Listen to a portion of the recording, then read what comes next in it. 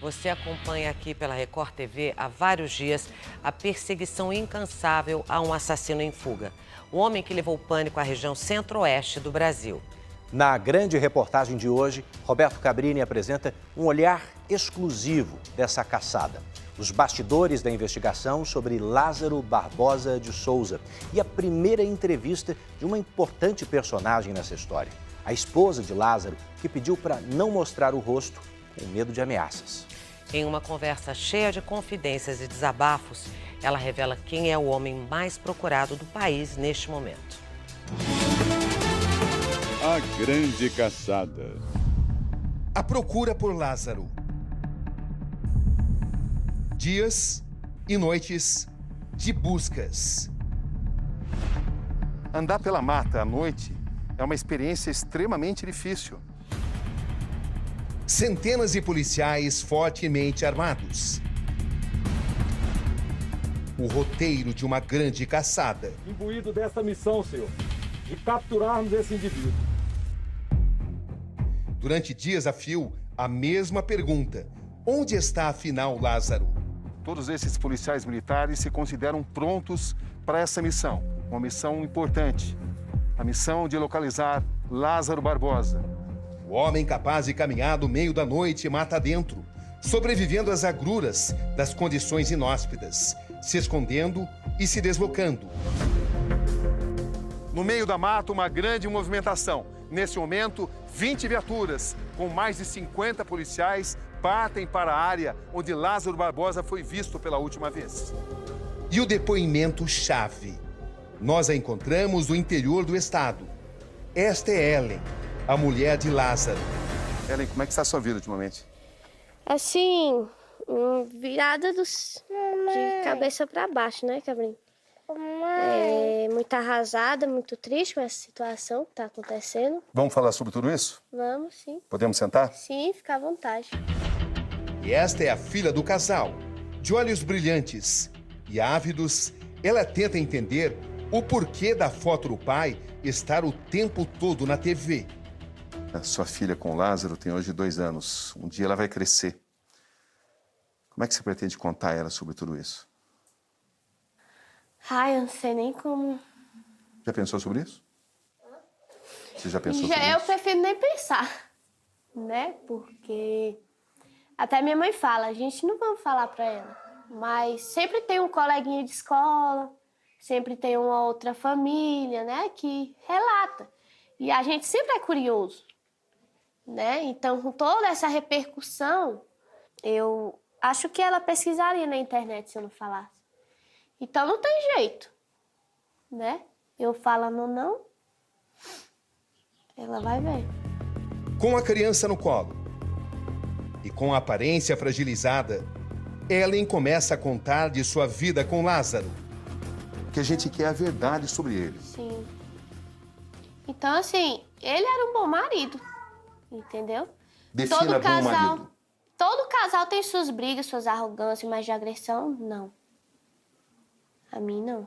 Você nunca notou nenhum tipo de agressividade por parte dele? Não, só arrogância mesmo. Às vezes era arrogante, né? Como todo... Até eu mesmo sou arrogante. Todo mundo tem uma parte de arrogância sua, mas de agressão a mim, não. Porque Você eu sei pretende que a sua dele... filha continue tendo um contato com ele? Sim.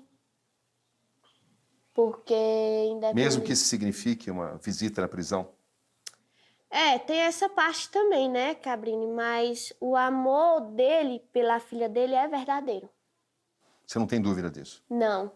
E por você? Por mim, o quê, assim? O amor? O amor dele por mim é verdadeiro também, mas eu acho que não... eu não quero viver essa vida mais de ter que estar... Assim, eu não quero viver essa vida de ter que... Porque mesmo ele estando preso, eu vou estar junto. Se eu for ter que estar visitando ele, entendeu? Ele foi uma pessoa boa pra mim, mas a confiança acabou, cara. São 2 horas de conversa. Você tem receio que o Lázaro seja morto? Tenho. Tenho, porque ele não quer se entregar, né, Cabrinho? Como é que você acha que está a mente dele nesse momento? Não sei, eu acho que ele tá ali, pelo jeito ele tá pra matar ou morrer, né? Porque ele não quer se render. pelo que ele mostra, ele não quer se entregar. Tensão, emoção extrema. Você tem recebido ameaças? Assim, eu ouço boatos só. Que hoje mesmo uma mulher me falou ali que pra mim não ficar andando na rua, né? Porque eu fui me encontrar com os policiais ali. Aí ela falou pra mim não ficar andando na rua, porque tem muita gente comentando em ônibus. Por que não pega a mulher dele, mata, corta o pescoço, mata, pra ver se atinge ele, já que ele não se entrega. Entendeu? Então a gente tem medo. Ele Confidências. É justo que ele seja visto como um monstro? Pelo que ele fez, não como um monstro, mas como um assassino, né? Muito cruel. E assim... Fala assim, 10 mortes, você deve ter ouvido isso. Já ouvi. 10 mortes. 8, 10, né? De agressão. Desabafos. Você tem acompanhado as descrições que as pessoas têm feito a respeito dele? Sim. O que você tem ouvido falar sobre ele nos últimos dias? Que ele é maníaco, né? Psicopata. Que quando ele ia roubar, fazia as pessoas tirar a roupa. Não, isso é... Eu acredito, mas não consigo aceitar o porquê, né? Você está se perguntando muito isso? Sim. E apelos. Você sabe que, independente do que aconteceu, todos nós chamamos, não apoiamos o que você fez. Jamais, mas...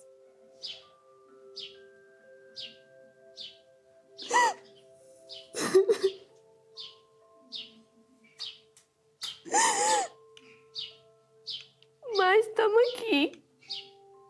A gente não apoia o que você fez, mas a gente te ama pelo que você foi com a gente.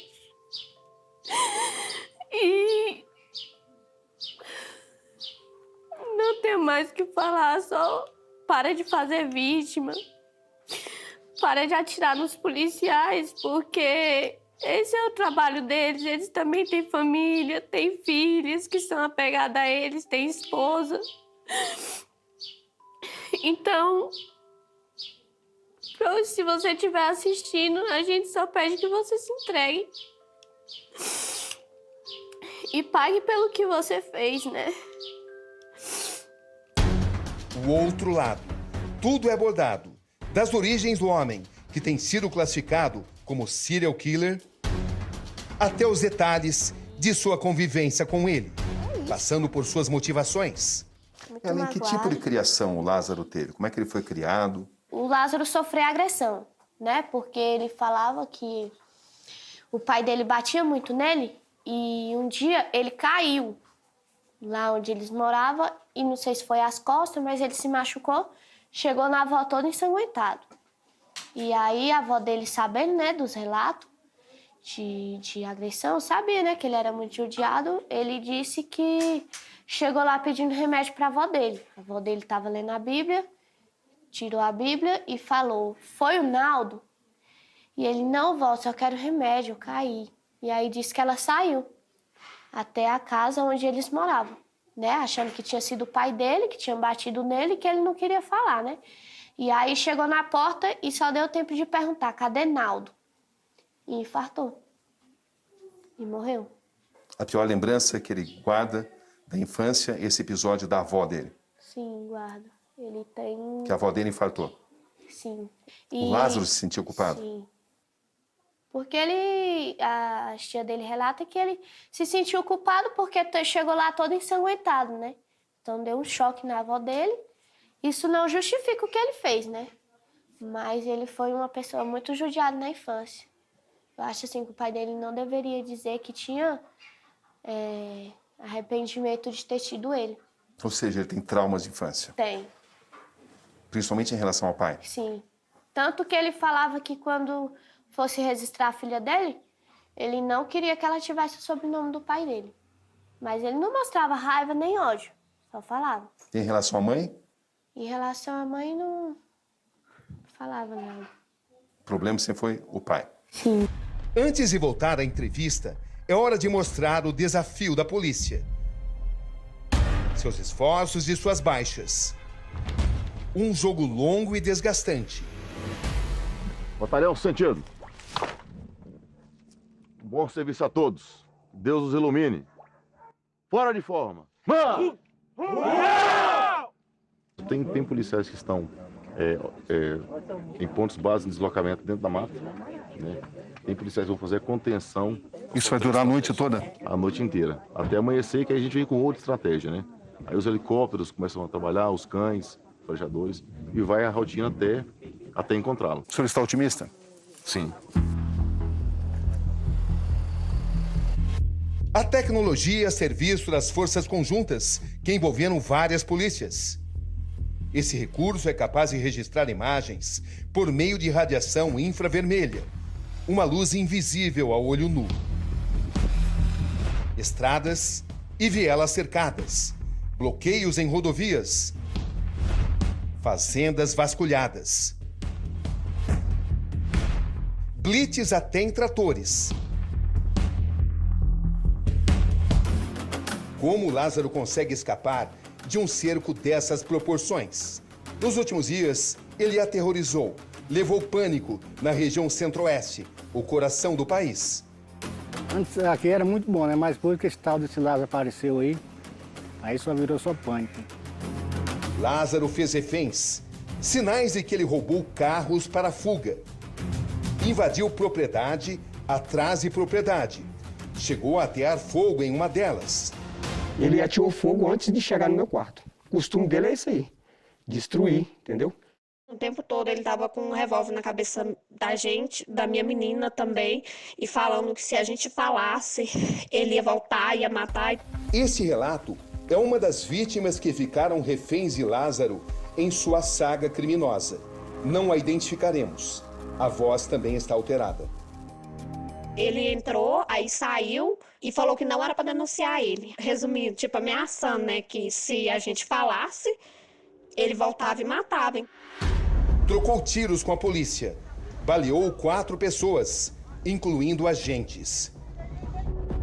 Desvendando Lázaro, 32 anos, suspeito de assassinar 4 pessoas de uma mesma família. Continuamos refazendo seus passos.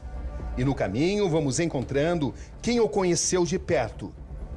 Chegamos então ao cenário de um crime que assombrou o país.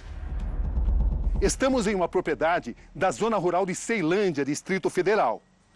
Lázaro invadiu esta casa. Era madrugada de 9 de junho, uma quarta-feira.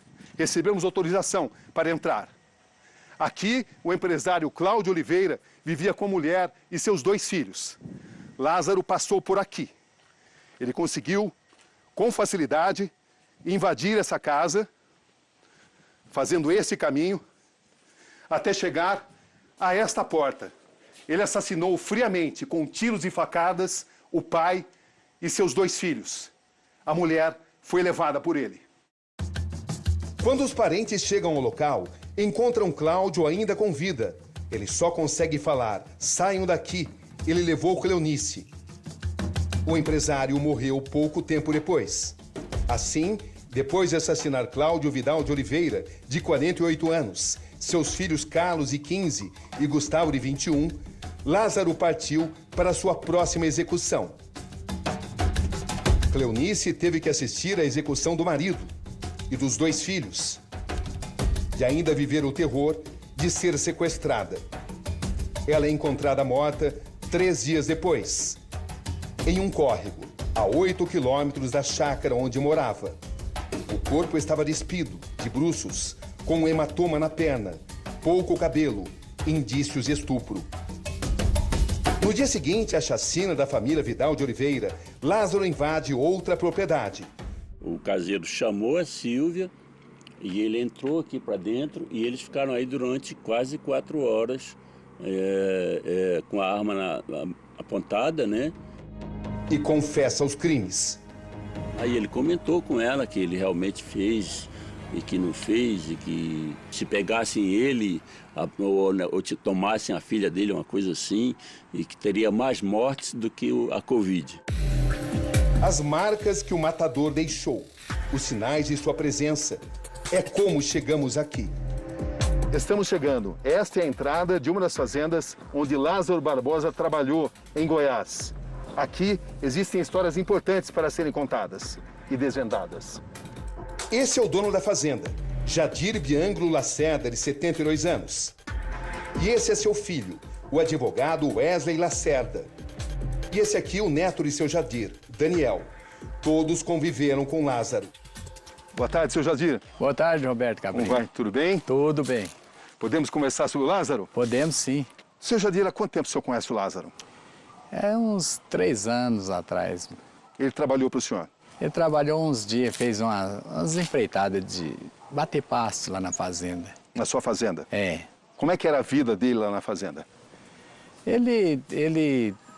A mãe dele trabalhava comigo e o padrasto. Aí eu fiquei conhecendo, foi lá, eu estava precisando do serviço, ele falou, não, ele é bom de serviço. Aí coloquei ele empreitei para ir lá para ele fazer o serviço. Seu Jadir o contratou, Wesley também o conheceu e Daniel foi quem mais esteve com ele. Que tipo de comportamento o Lázaro tinha na fazenda? Ué, ele era um pouco tímido, assim, ficava mais na dele, mas não vi normalidade nenhuma, não. A relação que ele tinha com o senhor, como patrão dele, como era?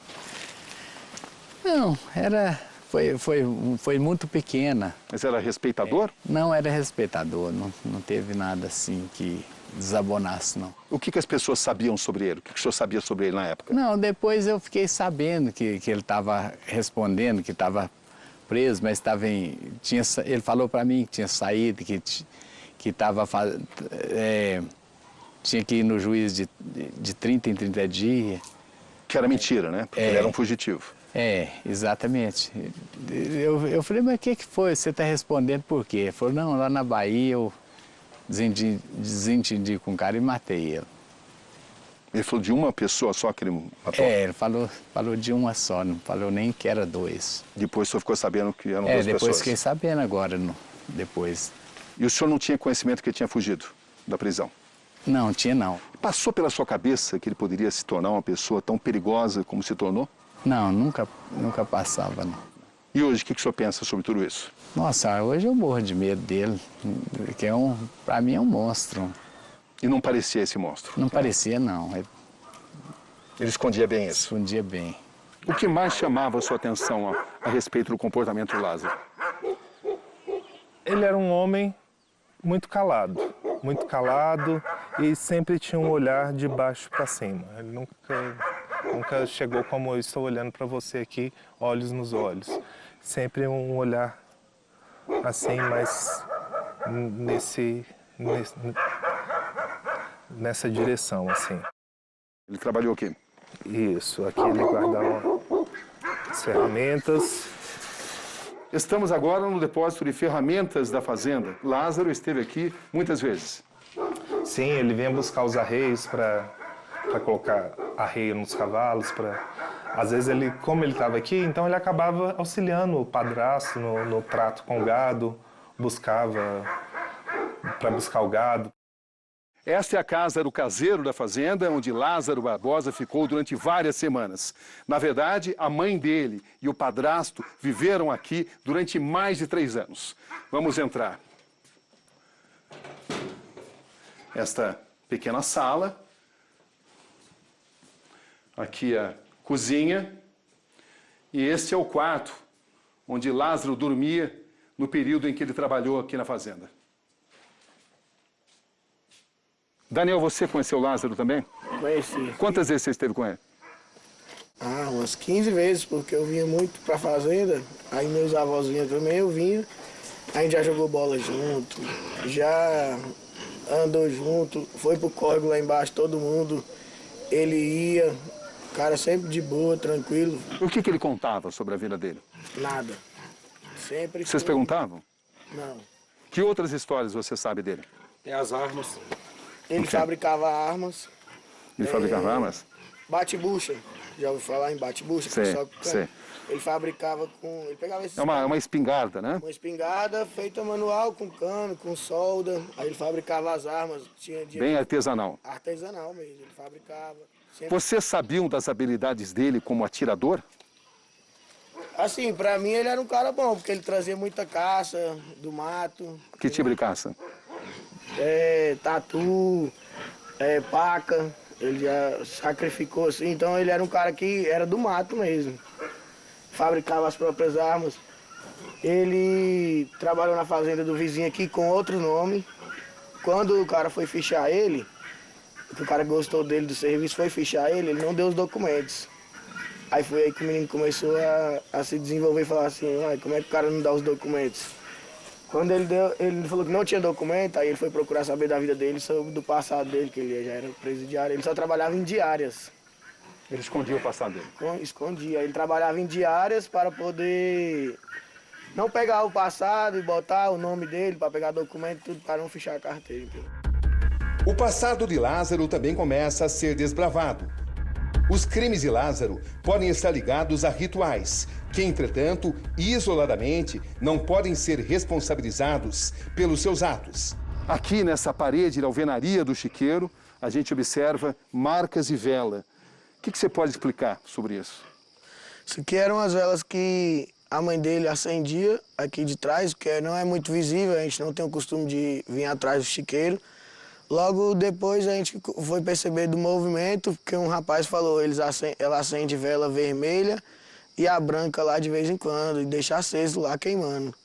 Aí eu falei, pra quê? Ela falou, é pra proteção do Lázaro. E aí ela acendia todas as velas aqui enfileiradas, se você vê, eram algumas por vez, sabe? Isso era assustador para vocês aqui na fazenda? Nós não tivemos o conhecimento, a gente teve conhecimento depois que o rapaz, que era amigo da mãe dele, do padrasto, contou pra gente que eles faziam isso. A gente não sabia, em momento nenhum. E sabendo disso e vendo isso agora, o que você pensa? É assustador, não tem nem o que falar disso aí. Na área investigada, aparecem vários indícios nesse sentido.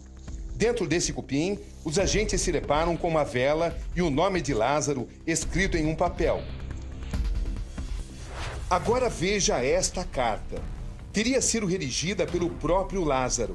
Foi encontrada por policiais em um dos esconderijos usados por ele na região de Edilândia, em Goiás. Consultamos Ellen, a mulher de Lázaro, sobre a carta. Ela nos disse que reconhece a caligrafia como sendo a do marido. Em um trecho, a carta diz: muitos que vivem merecem morrer. Alguns que morrem merecem viver. Então não seja tão ávido para julgar e condenar à morte, diz outro trecho. A carta termina com a frase: há outras forças agindo nesse mundo além da vontade do mal. Um livro carregado pelo serial killer em uma mochila poderia ter relação com a motivação de alguém de mente perturbada. Na fazenda onde ele trabalhou, contam-se muitas histórias. Furtou uma televisão de plasma. Mais uma vez, algo que precisa ser investigado com o devido cuidado para não se responsabilizar crenças por comportamentos individuais. E qual foi o dia que ele foi mais agressivo? Foi o dia que meu avô demitiu os pais dele. Aí ele ligou e falou, meus pais não são cachorros sem rabo. Pra você fazer isso que você tá fazendo.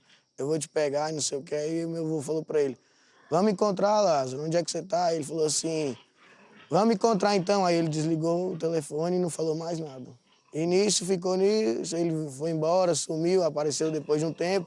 O delegado ligou pro meu avô e falou assim, toma cuidado que ele tá na área de novo, já fez várias vítimas no Girassol.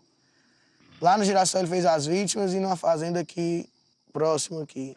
Aí não teve muita vantagem de ir atrás dele, as polícias. Quando teve homicídio na Ceilândia, que aí virou o Lázaro procurado. Mas antes ele já fez muitas vítimas aqui na cidade de Girassol. Agora anoiteceu aqui na fazenda. Num ambiente desse tipo, o Lázaro se vira bem? Claro, o cara tem o dom na mata, né? Ele conhece bem isso, toda essa região? Conhece toda a região, de ponta a ponta. Ele sobrevive aqui? Sobrevive. Aqui provavelmente ele se esconderia onde? Numa mina d'água, que tem uma mata lá em cima, onde ele já morou uma vez. Podemos ir até lá? É noite aqui na fazenda, nós estamos na região de mata e aqui você pode ter uma noção muito boa do quanto é difícil se locomover por aqui. Não faltam armadilhas, situações de perigo, situações que não podem ser previstas. Esta é a grande vantagem do Lázaro, que conhece muito bem esse terreno.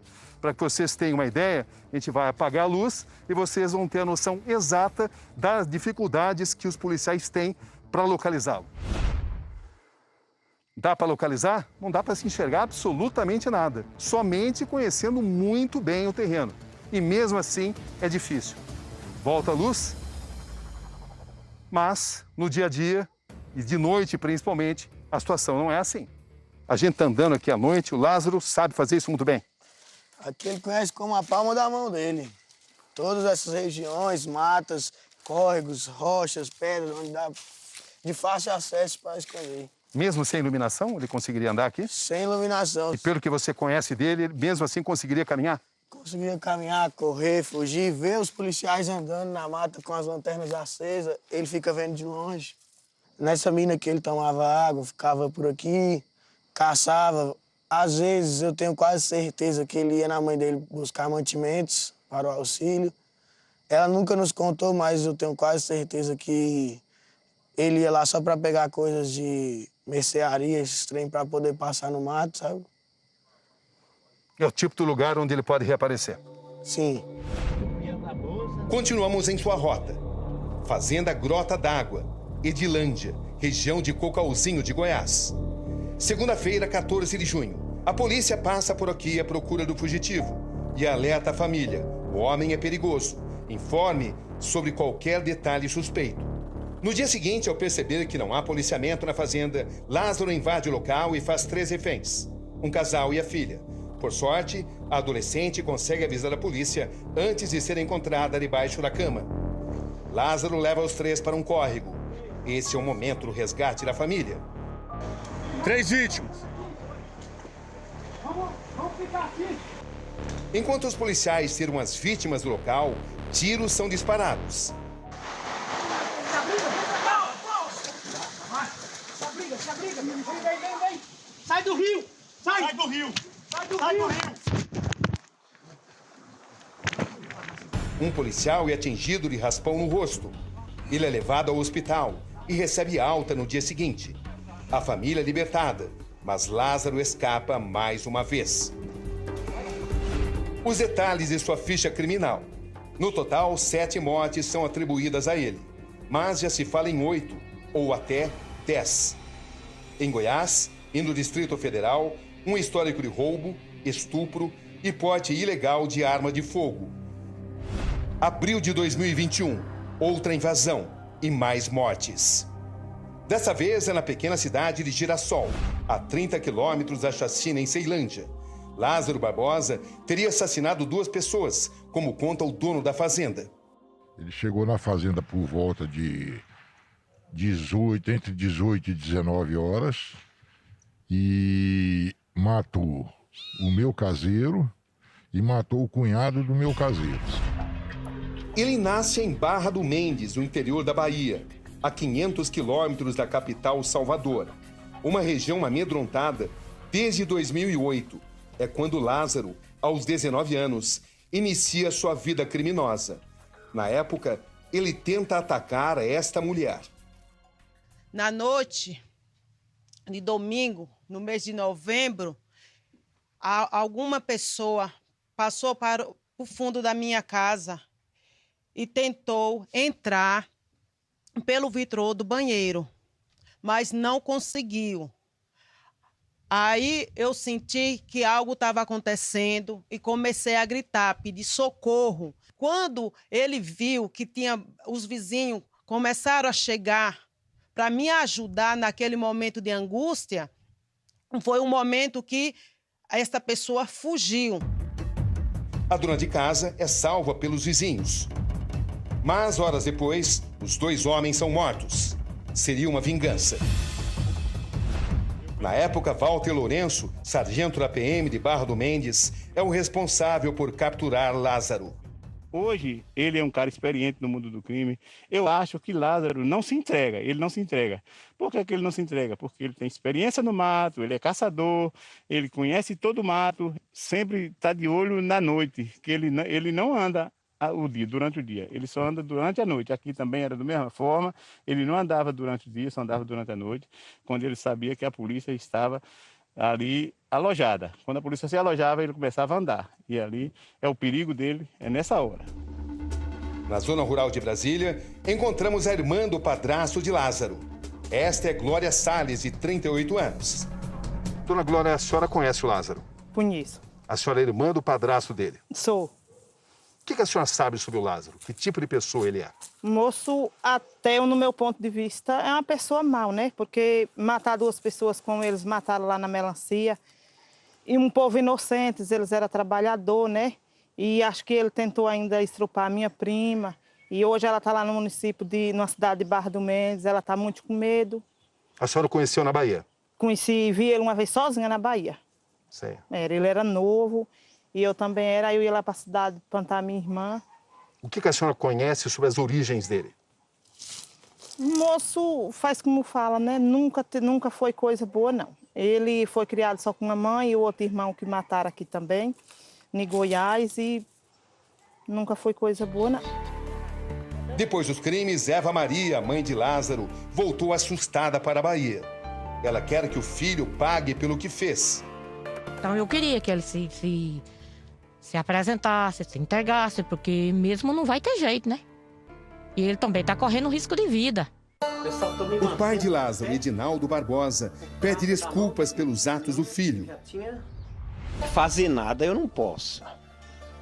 Mas o que eu posso fazer em palavras é tentar confortar os corações e pedir muita desculpa por eu ser pai de uma pessoa desequilibrada, assassina e que eu considero como um monstro. Qual o maior trauma que o Lázaro tem da infância? Não. De ter sido judiado muito pelo pai. De ter visto muita mãe dele apanhando. Tanto de marido quanto de padrasto. Entendeu? E eu acho que o maior trauma dele foi esse. Tanto que ele relatava que ele não gostava, que às vezes dava uns tapinhos, né? Brigava com ela assim, firme mesmo, botava de castigo, ele não gostava. Às vezes eu botava ela em cima da cama e ela ficava chorando, né? Chamando ele pra ele tirar, porque filho é assim, quando a gente é assim. Ele nunca fazendo bateu coisa nela? errada, ele... Não era de bater nela. Nem você? Não. Só às vezes dou uns tapas nela mesmo, mas não forte, né? Quem? Eu. Você? Ele não? Sim, não. A mulher de Lázaro hoje tem medo de sair na rua. Ellen vive praticamente escondida. Por questões de segurança, não revelaremos onde ela está. Ela imagina dias melhores para ela e a filha, mas a tempestade promete ser longa. Ela procura proteger a pequena. Ellen, você tem receio de que ele apareça aqui à procura da família dele, à procura de vocês? Olha, Cabrinho, eu tenho porque... Você gostaria que ele viesse? Não.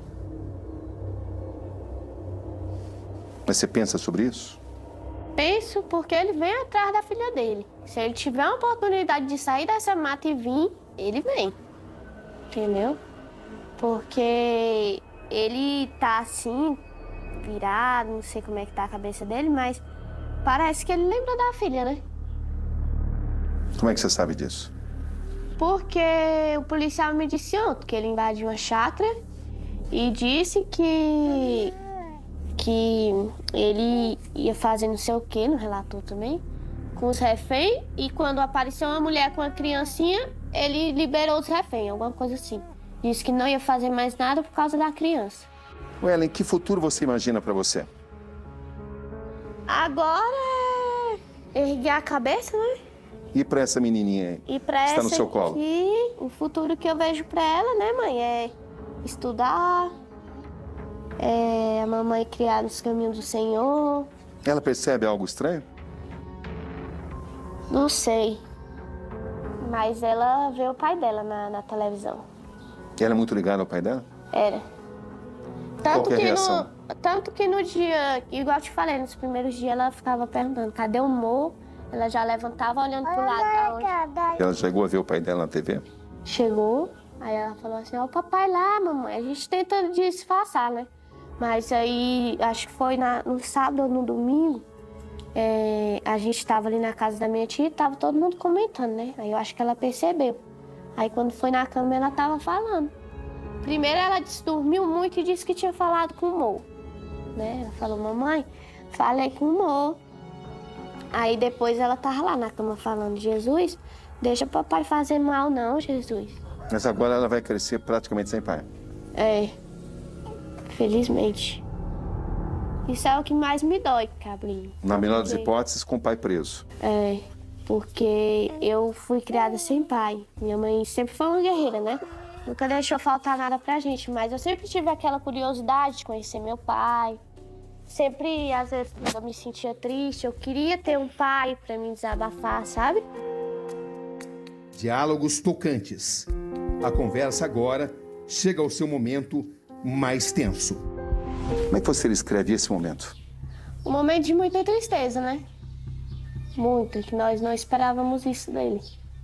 Nem eu, nem a família, né? Não esperava. O que você sabia sobre o passado dele? Só que ele tinha matado uma pessoa na Bahia.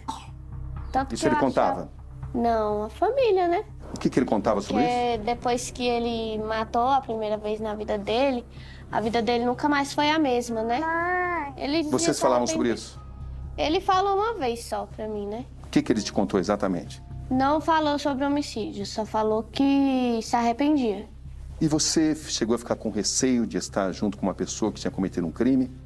Não, porque assim, eu achava que ele já tinha pago pelo que ele fez e ele era uma pessoa muito gente boa. E por que vocês se separaram? Ele disse que ia embora. Por quê? Ele ia embora pelo que eu te falei, que estavam espalhando foto dele. Mas Se ele não tivesse sendo não. procurado pela polícia, vocês estariam juntos ainda? Sim, estaria sim. Então, não houve um desentendimento entre vocês? Não houve. E quanto tempo faz que vocês não vivem juntos? Que a gente não se vê, essas coisas, desde quando ele saiu. Na terça-feira e no outro dia... Terça-feira? Na terça-feira e na quarta, de terça para quarta, aconteceu essa tragédia. E ele Sei. não deu mais notícia. É justo dizer que você é a mulher dele? Não sei. Sei. Não mais? Não sei. Aí começou a chegar a mensagem, ele falou, não, isso aí é mentira. Né? Não acredita não, porque isso aí é a polícia que tá atrás de mim, então eles querem me incriminar mais para poder, né? E você acreditou nele? Acreditei. Não tinha desconfiado, né? Porque ele não... Eu tinha vindo dia 24 pra cá. Então eu retornei pra lá no dia 28, entendeu? A gente sempre tem essa besteira de acreditar, confiar, né? E aí, quando foi na semana passada, começaram a chegar a foto, né, de novo, dizendo. E aí ele pegou e disse que ia embora. Que ele estava com medo dos vizinhos reconhecer ele, né? E chamar a polícia pra ele. Aí chorou bastante, chorou muito, muito, muito. E me abraçou. E aí ele foi embora. Isso faz quanto tempo? Foi na terça-feira, antes da tragédia acontecer. E quando ele chorava, ele dizia o quê? Ele falou assim, olha, se você não me quiser mais, eu vou te entender. Mas não arruma padrasto para criar a minha filha. É o que eu te peço, porque eu bem sei a desgraça que é conviver com padrasto. Ainda falou, e se eu estiver longe e souber que você arrumou padrasto para ela, eu venho e te tomo ela. Hoje você deve estar refletindo muito, né? Sobre os atos que ele cometeu, sobre tudo que você viveu com ele e tentando encontrar respostas. Sim. Você tem pensado sobre isso? Tenho bastante. E, tipo, uma decepção muito grande, Cabrinho. Eu não sei o que aconteceu, não sei. Quando ele sofreu um acidente no pé, depois a gente foi pra igreja e Deus falou pra ele, sabe? Que tinha um plano na vida dele e que queria usar muito ele, né? Na presença do Senhor. E que pra isso, ia ser pra Deus mudar ele, pra ele mudar, ia ser necessário Deus tocar na estrutura dele. Mas eu não sei qual é essa estrutura, né? E Deus falou que quando todos não tivessem dando nada por ele mais, ele ia mostrar que Deus era Deus na vida dele. Você o considera uma pessoa religiosa? Assim, eu considero que ele tem uma fé muito grande. Em que ele acredita exatamente? Deus, Jesus. A ele têm sido atribuídos cultos satânicos. Isso. Isso é verdadeiro? Não acredito. O que você sabe sobre isso? Não, nada. Não tem, Cabrinho. Não tem. Igual eu relatei que quando ele estava com falta de emprego, né? Quando acontecia alguma coisa que entristecia o nosso coração, sabe? Sempre íamos orar, ele sempre teve fé em Deus. Fala-se de um livro que ele estaria levando na mochila. Você já ouviu falar disso, Eu acho né? que esse livro ele encontrou pela estrada, porque lá em casa não tinha livro. O único livro que tinha era a Bíblia, né? Não era de ter livro... Não era de ter livro satânico. E como é que você recebeu esses assassinatos atribuídos a ele? Fiquei em choque.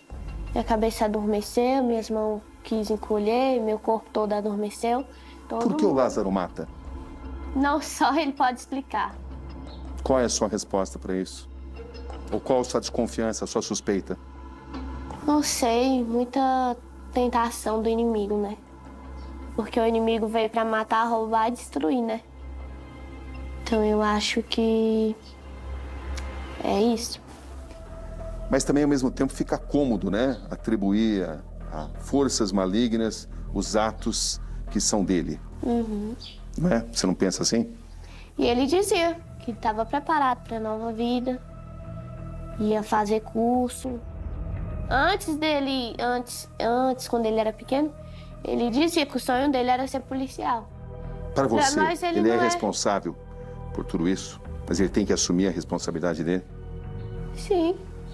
Porque como explicar para as vítimas que a responsabilidade não é dele, mas sim de possíveis entidades que teriam tomado a mente dele, né? Afinal de contas, quem cometeu os atos... Foi ele? Não, eu não teria como explicar para eles, né? Você acha que existe perdão para o Lázaro? Sim.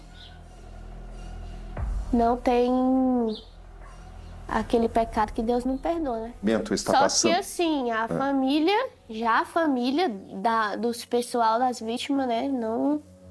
Não sei, aí é Deus e eles. Porque eu imagino a dor, entendeu? Se fosse comigo também, uma família minha, nossa, Deus me livre. Estaria revoltada, entendeu? Como eu tô chocada com o que aconteceu. Entendeu? Eu não tô aqui querendo fazer ele de vítima, jamais. Entendeu? Porque ele fez vítima. Então não tô aqui pra fazer ele de vítima. E também, né, não estamos aqui passando a mão na cabeça dele. Eu tô relatando uma pessoa que ele foi pra mim e pra minha filha. Para essas pessoas que não nos julguem, porque a família não tem nada a ver, não é responsável pelos atos dele. Ele sustentava a família? Sim. Nunca deixou faltar nada? Não. Era uma pessoa presente? Era. O marido? Sim. Pai? Sim. Tanto que às vezes quando ele estava sem emprego, a mãe dele sempre foi de ajudar. Ele pagava o aluguel dele, né? Já para quando ele trabalhasse, tivesse pelo menos dinheiro para comprar as coisas, né? Para dentro de casa, comida. E ele, quando não tinha emprego, ele saía era cedo para ir catar latinha na rua. Você estaria disposta a perdoá-lo e continuar vivendo com ele? Se ele for preso e ficar na prisão? Cumprir pena? Eu acho que não. Não, porque eu não quero mais passar o que eu passei com a polícia. Você foi agredida? Foi. Por quê? Tinha um policial, porque eles queriam que eu desse conta dele, sendo que eu não sabia onde ele estava. Aí o policial pegou, deu 3 ou 4 tapas no meu rosto. E aí quando ele foi pra... Eu sou uma pessoa que eu tenho muita fé em Deus, Cabrinho. Entendeu? Eu acredito muito em Deus. E ele quebrou o rodo da minha tia e ia pra me bater com o cabo. E aí eu pensei comigo, eu falei, Senhor, eu não acho justo eu apanhar com esse cabo de vassoura. Porque o Senhor sabe que eu não sei onde está o Lázaro. Você diria à polícia? Diria. Diria? Diria. O negócio seu aqui agora é com nós. E agora você fala, a gente vai botar saco na sua cabeça, vamos te afogar na água, né? Isso aconteceu mesmo? Aconteceu. Eu entendi que foi uma pressão, né? Mas ele ainda falou, não gosto de criança. Você considera que você foi torturada? Sim. Você tem consciência que se trata de uma denúncia grave essa? Sim, isso é um abuso. Eles não podem bater na gente assim. Não dá para generalizar. Não. Porque os policiais civis que me atenderam na delegacia aqui foram maravilhosos. Sobre esse depoimento, procuramos a Secretaria de Segurança Pública de Goiás, que declarou: as diferentes polícias envolvidas no trabalho de captura de Lázaro Barbosa visam a segurança pública e operam dentro da legalidade. Qualquer notícia contrária será recebida e encaminhada para as respectivas corregedorias. Você acha que o Lázaro está tendo prazer em tudo isso, em ver todo mundo atrás dele, o noticiário totalmente falando sobre ele? Não, eu acho que ele tá tentando escapar. Não acho que ele tá gostando disso, eu acho que ele tá tentando ter um jeito de escapar. Só que se ele escapar, ele não vai ter mais vida, Cabrini, não tem como.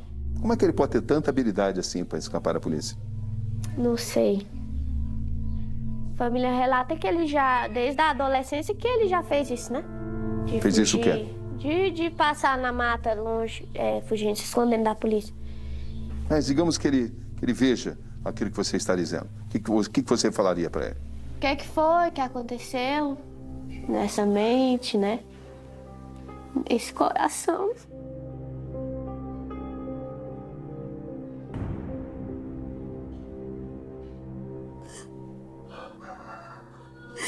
Que era um marido tão bom e um pai também. O que aconteceu nessa mente, nesse coração? Que revolta foi que te levou a fazer isso?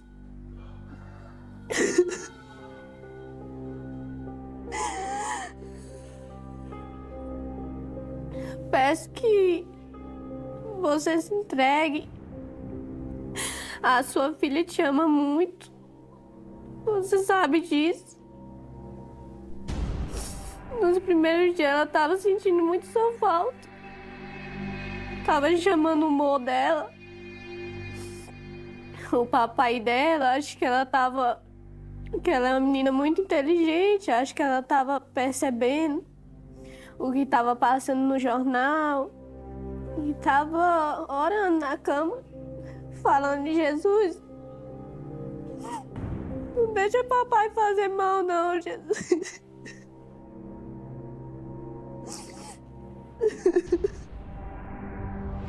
Para terminar essa entrevista, Ellen, o que você gostaria que as pessoas soubessem?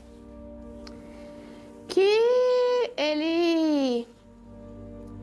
Assim, eu gostaria que as pessoas soubessem, igual muitos estão falando, que eu era cúmplice, que eu sabia das coisas, que eu tinha que morrer, entendeu? Já vi vários relatos no Facebook. Então, assim, eu queria que as pessoas soubessem que a gente não era culpada. Ele foi uma pessoa pra gente dentro de casa e fora ele foi outra. Entendeu? E você não sabia de nada disso?